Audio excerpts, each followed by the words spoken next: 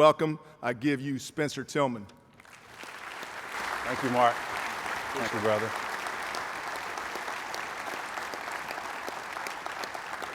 Thank you, Mark, and thank you, coaches, for allowing me to be here today. It's been a while since I had people say those many nice things to me in one sitting. You know, when you live in a house with 4 beautiful daughters and a wife of 30 years, good things are hard to come by from time to time. You know, they give me grief all the time, but no, it's wonderful. I mean that in jest, but thank you so much for those kind comments. It is a little bit odd because where I come from, in the house with my 4 daughters, my youngest is 12 years old, and I'm vertically challenged. I don't have the height thing working in my favor, right? Bailey, my youngest, is cat quick though. She's got tremendous skills, plays volleyball, and so she's a defensive specialist. And when she was about maybe 7, 8 years old, we were in New York City, and we went back to look at WABC, where I began my network broadcasting career. And so she's doodling around out front, and there was a family that noticed I was there. I was at CBS at the time, but it came back to WABC, and some folks recognized me from the old days, and they said, "Hey, Mr. Tillman, can I have your autographs?" I'm doing the autograph thing, right?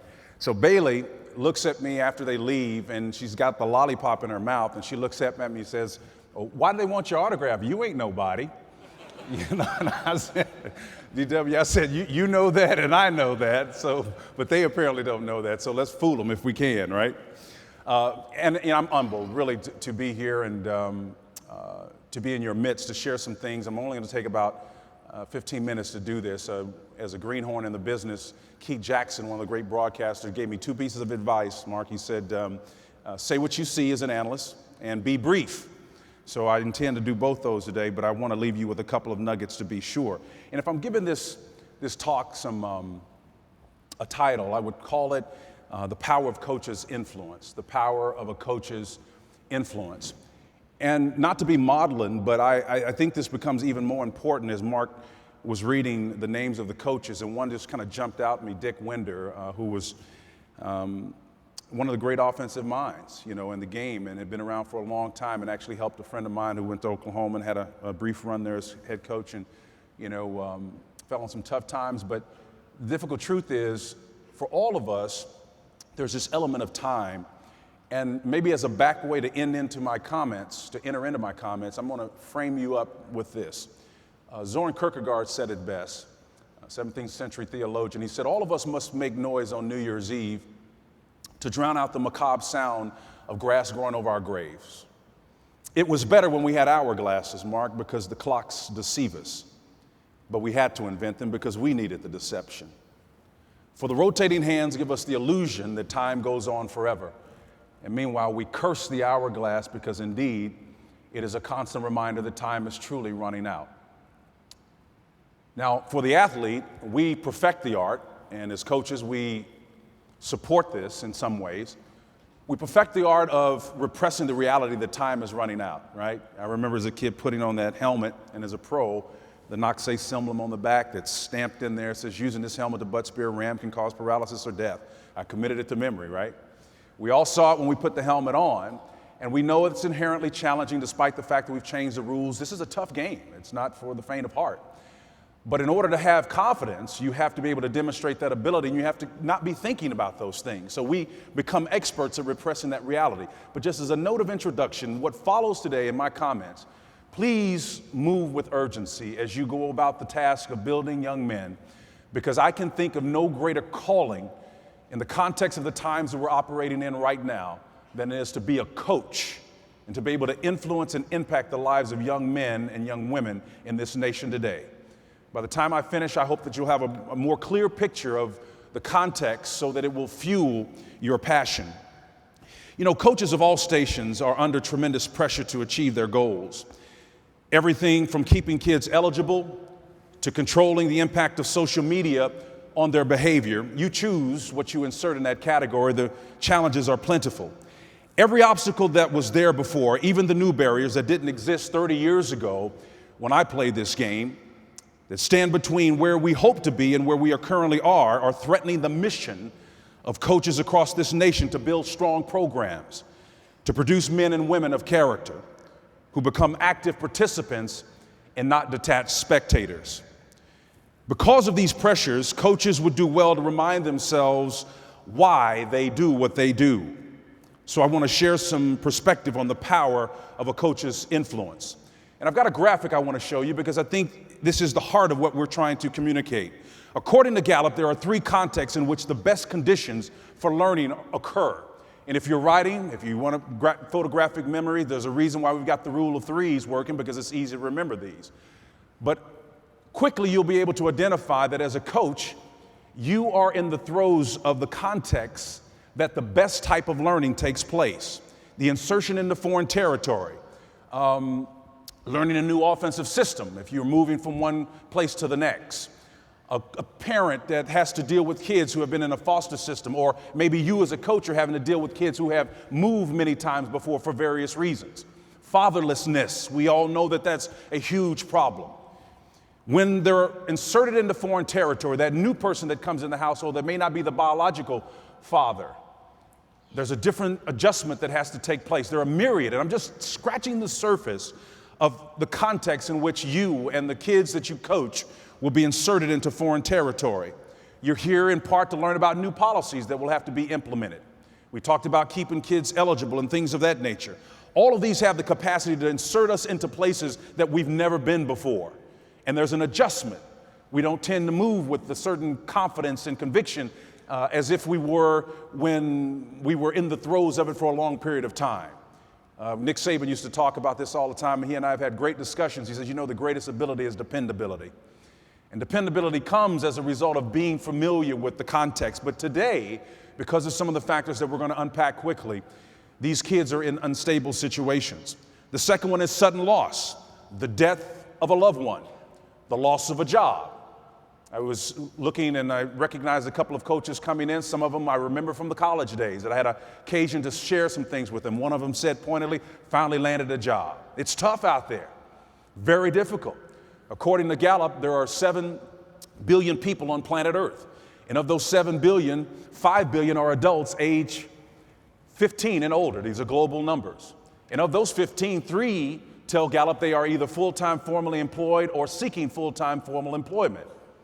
The problem is there are only 1.8 billion full-time formal jobs in the world today. So that leaves, if you're doing the math, 1.2 billion shortfall of full-time formal jobs. So what I'm trying to suggest to you is that times are tough.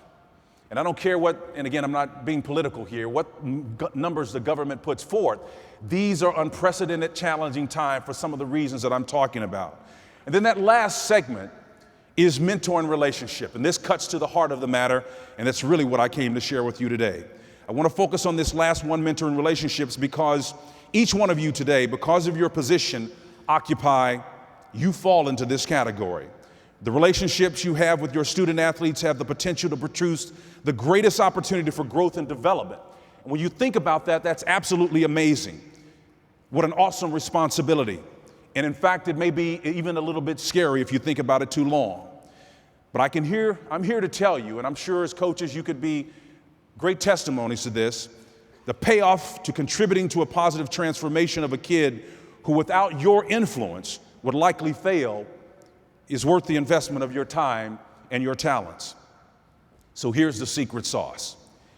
In order to exert effective influence as coaches, you must be aware of what you're up against. Why? Because the context determines your strategy. Now that's not unfamiliar language to us, and I don't care what side of the fence you're on. If you saw the Super Bowl this past year, and I looked at the formation, you know, if you're a passing enthusiast, which we're in a wide open context these days with spread formation, you could have made that work if everybody would have executed well. So I'm not going to knock that, but I do have to challenge this one particular point with respect to the context determine your strategy. I was looking at the numbers, and I didn't hear one analyst say anything about this. Do you know the New England Patriots will rank dead last in the National Football League in green zone defensive efficiency against the run? Dead last. I wouldn't have tried to be cute. Now, I know there are a lot of passing guys in here, but I would have turned around and handed the ball off. I mean, that seems like an obvious thing to say. Everybody did the recon, and I know what the formation was. It looked like it was wide open. Yeah, it was there.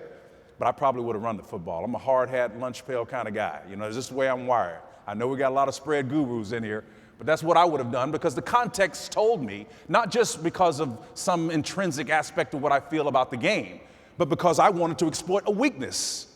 So New England, despite being ranked 5th overall in total defense, they were dead last against the run inside the 5-yard line. So I wouldn't have tried to be cute. So I digress a little bit. But the context does inform our strategy.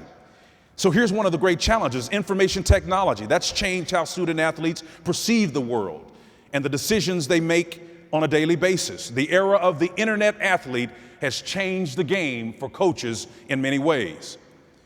In response, it's time to change the culture and behavior among student athletes. It's time that we reinstill responsibility and accountability and leadership.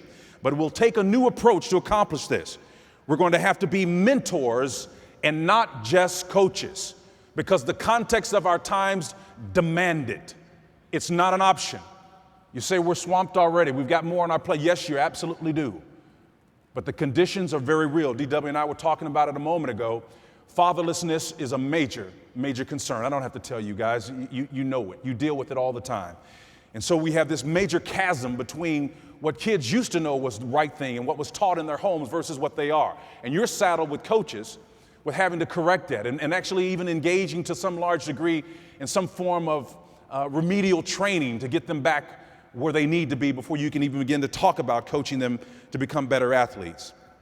It is the aforementioned confluence of these factors that has resulted in the inconsistent performance, inflated egos, detachment from reality, a lack of discipline, and critical lapses of judgment on the field.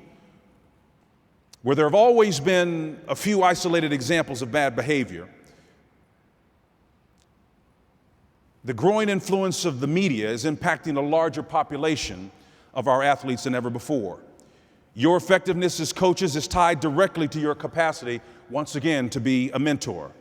And I've had many coaches who did more than just win, they mentored me. One such coach was Barry Switzer. Has a reputation of being a wild gunslinger kind of a guy, you know, free spirit.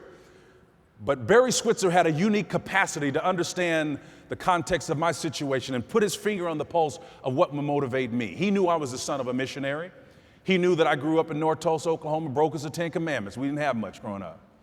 But what he did understand is that if he told me I loved him, and if he told me that, he knew that would make a difference to me. Because those are the things that my missionary mother taught us about in the Tillman household. And one day as a wide-eyed freshman playing against Nebraska, I was scared,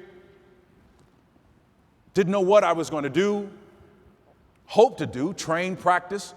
Barry Switzer pulled me aside. 82,000 people in Memorial Stadium, jam-packed, small stadium by those standards today, but it was full. And he just grabbed me by the shoulders and he looked at me in the eye. And I can tell you, 30 years later, gentlemen, I still get emotional about it because of the impact it had on me. He said, Spencer, and this is my best Barry Switzer, he said, Spencer, I want you to know, son. He jet that old jaw out to mom. He says, just want you to know something. The way you take care of Doug, Kathy, and Greg, those were his kids. He only allowed 3 people to babysit him, me, Mac Brown, and Joe Washington. He says, the way you take care of Doug, Kathy, and Greg, taking them back and forth to Arkansas for me, I want you to know, son, I love you. I'd do anything in the world for you. And I said, Coach, I'm trying to get hype. You can't be talking about love when I'm trying to get hype for the game. But he knew that was my language. He knew that that's what I needed, despite on the outside. And I was a pretty demure kid. I didn't wear gold chains. I didn't have my pants hanging out off my butt. That was not my thing. But yet I still had this external facade, if you will. I wanted to be tough. But he knew that my language was love. And he did exactly what was required to connect and relate with me. Barry Switzer understood that he had to be a mentor. Bill Walsh took me down on the wharf post his career, spent 3 days with me explaining to me the concept of where the red zone came up with. And he mentored me and helped me understand it. And he would say things like, Spencer, you know, good coaches know how to do things, but the truly great ones know why they do what they do. And when that narrative comes on, when you're in the throes and you're dealing with that cantankerous, trifling kid that can't get it right, that seems to be undermining everything you're trying to coach, he turns on that reel and he says, I know why I'm doing what I'm doing. Because the context of our times determine it, and if nobody else steps in that gap, because of the conditions of our times, we can predict where they will be in 10, 15, 20 years down the road. It's not an if, it's only a matter of time until they end up in jail or worse. So this is why we do what we do. Bill Walsh would sit down and explain to me concepts like, he said, you know why we came up with the red zone concept? I said, no, coach, you help me out. I want to know that. And he says, well, I needed to come up with some kind of a Pavlovian response mechanism to get our guys to understand that the context of the red zone totally changed. When you got in this area, something unique was about to happen. The field shrinks from 6,500 square yards to 1,300. The defense doesn't have to defend the deep ball, so they can put their defenders closer to the line of scrimmage, which makes running the football that much more difficult. But how do I get that across to my guys? He always stacked the red zone preparation at the end of practice. And when that horn blew and we heard our manager say, you know, red zone, you could literally see the countenance of everybody change. Guys got off their helmets.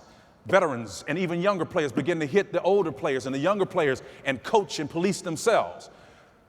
Bill Walsh knew something, that if practice was not efficient in the red zone area, it would continue indefinitely and no one knew when it was going to end. He was working that mind game. He was helping us become better men, but he understood that what we valued most was our freedom, our time, and the ability to get out of that sweltering heat and go do whatever it is that we wanted to do for the remainder of that day. So if we executed well in that session, practice would be over with. But once again, if we didn't, practice would continue indefinitely. And he began to teach me those mechanisms. These are things that you know intuitively, instinctively as coaches, but they didn't come in the context of a football field. He would never have told me that on the field. This was when he was suffering with cancer at that point in time, and he called me to come to San Francisco to spend 3 days with him on the wharf to talk about it. And he explained to me why they brought me to San Francisco in the first place. And I thought it was because I was a pretty decent running back out of Oklahoma. He says, no, Roger Craig's our number one. He's going to start. And I said, I know it hurts you even more because he's a Cornhusker, but you're going to have to deal with it. We want you here because of your leadership. Do you know I was almost 6 months into my stay there before I figured out why I was sitting in between Joe Montana and Steve Young. Steve Young was a curly-haired kid that didn't understand top from bottom. And I said, well, why am I not with the other running backs? He says, you be Spencer, and I'll tell you a few years down the road. Long story short, gentlemen, one day, 6 months after that, we're in minicamp, season's over with. Steve Young comes up to me and says, Spencer, how do you do it? He says, you're coming out here and practice, you know, he used the phrase elbows and assholes. He said, you do everything 100 miles an hour. He said, how do you do it? And you're playing behind Roger Craig. You know, you went to Oklahoma, you're a pretty good back. And what he was really saying to me is that I'm a pretty darn good athlete myself, but I'm playing behind Joe Montana. I think I'm better than Joe Montana. I was thinking, wait a minute now, I don't know if you're better than Joe. No, but athletically, and his numbers for efficiency are right up there with Joe, and in some cases it's better. But he was struggling with that. And so they put me in the position of leadership to be an influence on him. And do you know, DW, that about 4 days from that 6-month benchmark, he came up to me and said, Spencer, what do you do on Tuesdays? I said, well, Brent Jones and I, we have a prayer meeting at his apartment, and he started going to prayer meetings with us. This is the third generation Mormon, going to prayer meetings with us, Judeo-Christian guys, right? How cool is that? But it didn't happen but for the fact that I was a mentor, and I didn't even know it at the time, but there were people who were in mentor capacities that influenced me, that understood the context of their time and were orchestrating all of it. I had nothing to do with him becoming a great player, that's for sure. I can't take credit for that. He had that. But all I could do is be an example and encourage him when his dauber was down from time to time. Bill Noble, lastly, was a mentor for me as well. And I'll end with these thoughts here. Bill was a track guy at the University of Oklahoma. He knew the difficult situation we grew up in Tulsa, and he gave me an opportunity to work for him in his steel mill in West Tulsa. And I worked alongside with his son. He taught me the value of earning money and what it really meant. He taught me to understand the truth that money always follows, it never leads. Think about that for a minute. That's just the opposite of what our culture teaches us. We're in a Burger King society where we want it our way and we want it quickly. We want it yesterday. So these are examples of coaches who understood the extraordinary context in which they were being raised in, or they were having to coach me in, and they mentored me accordingly. And so we must pick up the mantle and do the same thing. The difficult truth is, it ain't enough to just be a coach anymore. We can no longer bring bows and arrows to what has become a gunfight. So coaches may have to have more resources than others, and they'll have to call upon those resources. And they'll be pressed into situations that may be foreign to them. But they're going to have to ask some of their associates and their friends, get on the horn and say, hey, what would you do about this situation? They're going to have to find ways to come up with creative solutions to solve very difficult problems. I'm reminded as I close of a situation in 1995 when, I know you got a bunch of coaches here, but this is for those of you that may appreciate music. There was a noted violinist named Itzhak Perlman. And Perlman, world-renowned, suffered from polio as a child and it left him crippled. And I was in New York City in 1995, coaches, when he performed one of the greatest performances I've ever seen in my life. He made it a habit to always have the curtains open and not drawn as he made his way to center stage. And if you're watching in the audience, it's quite uncomfortable because it's tough to see a man labor like that to that center point. And it was quiet and uncomfortable for people, sophisticated crowd who understood music. But this particular occasion, he came in that same manner and sat down middle stage. And you could hear, because of the acoustics of the room, every iota, every sound, every timbre, every instrument, every move of a bow that was moved in that room, you could hear it. It was perfect. And I remember specifically hearing the clasp undone on his braces on his legs, and then he laid down the crutches and he put the other clasps down and he swung his leg over and he folded the other leg back, his favorite preferred position. And then he began to engage into this wonderful sonata. And about 14 movements in, it was like a shot. The G string on his Stradivarius popped. And all those sophisticated people in that audience were like you. They were saying, wow, what's going on? What is he going to do now? Quiet. And the virtuoso that he was, DW, he looked up in the air, closed his eyes for a moment, and then when we reopened them, he took his bow and motioned it to the conductor to begin again. Little did we know at the time what he was doing was reconfiguring the arrangement of the song. Only a trained coach, only a trained virtuoso can look at a kid who's struggling in an area and in real time make the adjustments that's necessary to put that kid on the right path.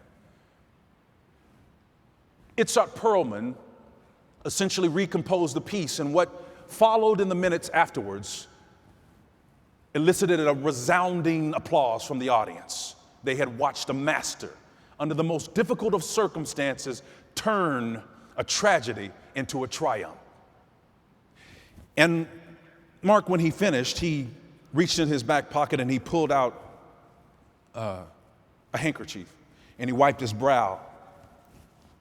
I was 4 rows deep, and he said, you know, sometimes it is the artist's task to do his best work with what he has left. And I leave you with that note today, coaches, because that is my admonishment to you. It is the equivalent of your third string breaking on your Stradivarius, the condition of fatherlessness in the homes, the pressure that the internet puts on our kids, many of them who read, whether it's Rivals, you name the recruiting service, who has dubbed them a 4-star athlete when they really aren't a 4-star athlete, but they behave like they are a 4-star athlete. And their work ethic is really more like a 1-star. And it impacts the culture of your team because others are looking at that same thing and said, he's a 4? I can act this way then too. He becomes a model and becomes a challenge for you as a coach. All of these forces are converging to create unprecedented pressure. So my word of encouragement to you is to understand the context of your times have changed, and we've got to turn it up. We've got to turn it up to that next level. It's not an option. The conditions demand it. Dr. Martin Luther King said, if you can't be a pine on the top of the hill, be a bush if you can't be a tree. If you can't be a highway, just be a trail. If you can't be the sun, be a star.